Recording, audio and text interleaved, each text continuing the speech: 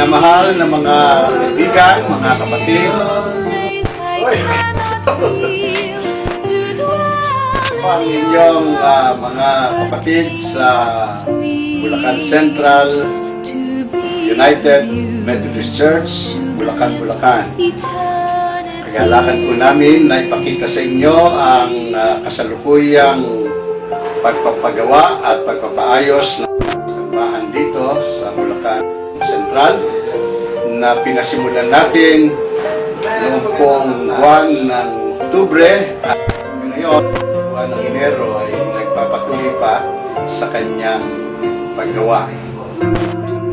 Balita sa inyo na ang mga kapatid natin dito sa Bulacan ay nakagugulngan ng kulang-kulang sa 2 milyong piso, pero nasa panahon po tayo ng finishing process ng sambahan at ating mong ipagagawin ang isame, ang mga bangko na kailangan nating maihanda bago po dumating ang posisyon ng Bulacan Philippines Annual Conference o BULPAC ay gaganapin sa Abril 20 hanggang 22.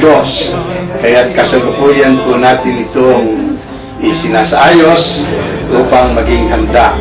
Nais din po namin ibalita sa inyo na sa malaon o sa madaling panahon, ang ating iglesia rito sa Bulacan Central ay siyang magiging sentro ng South Bulacan District, kung saan ang ating pong opisina ng distrito, ang ating superintendente ay atin din pong inanyahan na dito na ilagay sa ating sambahan.